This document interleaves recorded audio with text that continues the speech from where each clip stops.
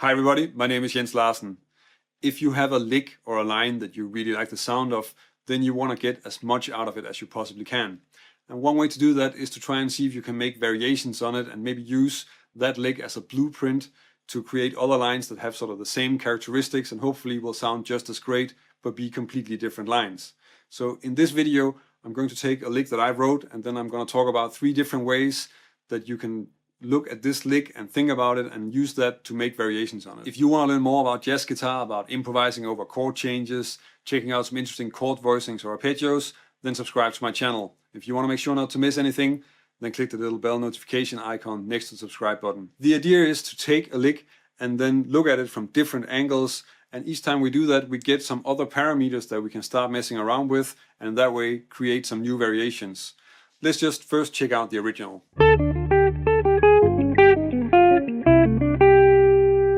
So this is a basic 2-5-1 in the key of C major. We might as well just keep it really simple. On the D minor chord, the line is kind of coming out of a Coltrane pattern, so I'm using the 1, flat 3, 4 and 5, and then I have this sort of rhythmical pattern on it.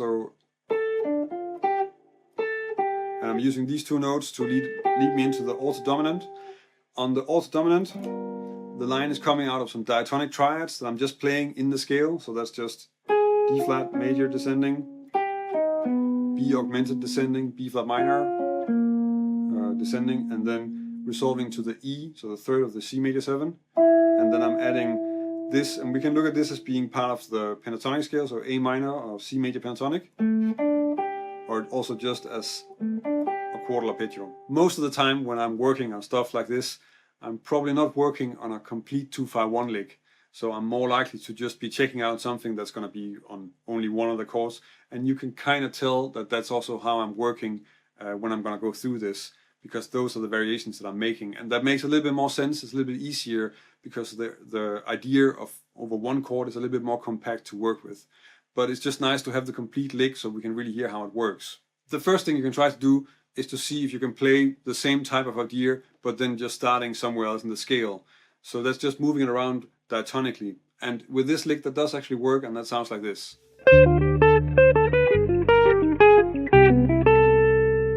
So in this first variation, I'm starting with, now I don't use the D minor Coltrane pattern, I'm using the Coltrane pattern from F. So I'm playing exactly the same phrase, but then just starting here on C and then going down to F, and then up to this F diminished triad on the G7 altered, and then same idea here also, so just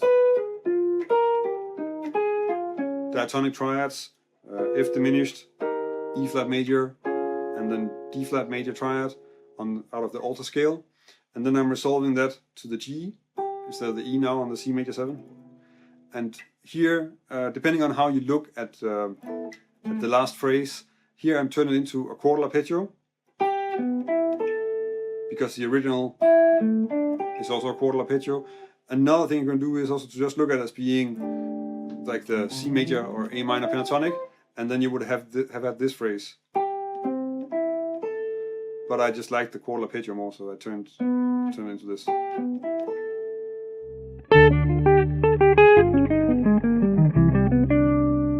This second variation is really focusing on the line on the alto dominant, and especially one aspect of what is going on the alto dominant, because when we're playing these diatonic triads, then we're playing groups of 3. I thought I would just take groups of 3 and then start with the same triad, but instead of moving down the scale, I'm just going to move down in diatonic falls, so from D flat to A flat to E flat major, and that gives me the same 2-5 line. So I'm still playing the original 2-5 lines with the D minor Coltrane pattern, so,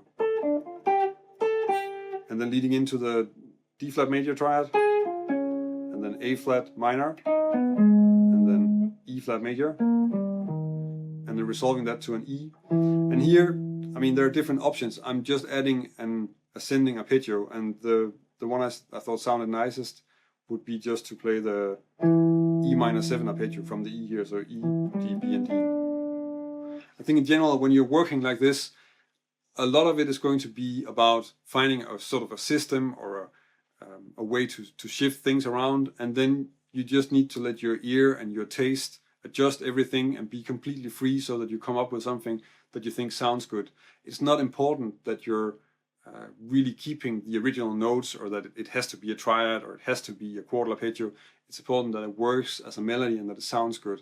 So if you're stuck in some place and you need to change something, then you just change it. That has to be the best way to work with this.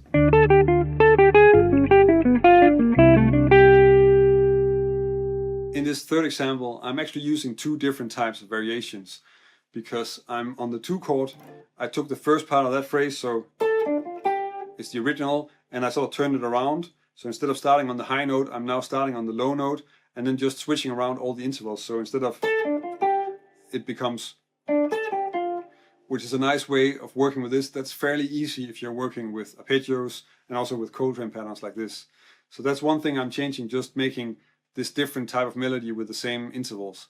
The other thing I'm changing is that on the dominant chord, the original line has an altered dominant. So I'm really using sort of the G7 flat 9 flat 13 sound, and here I'm going for another sound which is a G7 with a 13 on a flat 9, so more of a diminished sound.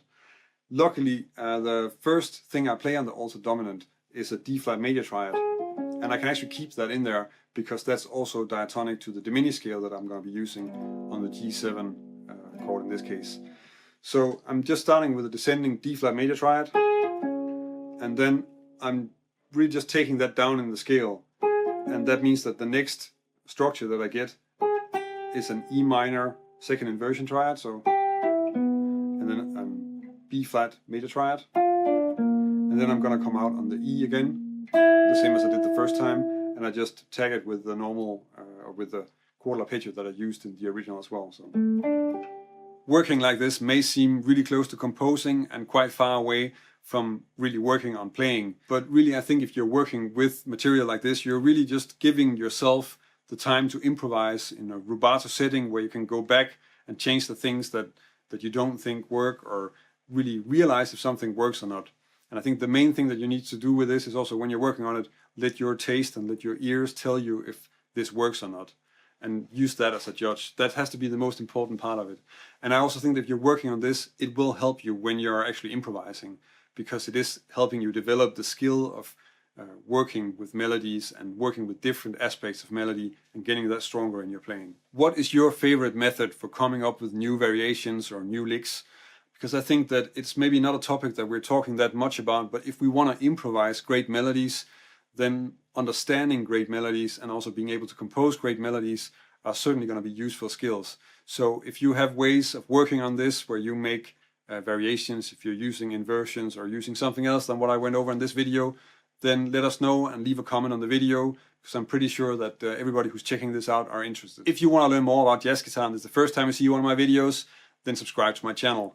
The videos that I publish here every week are on finding some solid methods and good strategies for learning new things and exploring things about jazz guitar and improvisation. If you like this video and you want to help me keep making videos, then check out my Patreon page. It's because of the support that I'm getting from my patrons that I can keep on publishing videos every week. I'm very grateful for that. And if you join us over on Patreon, I can also give you something in return for your support. That's about it for this week. Thank you for watching, and until next week.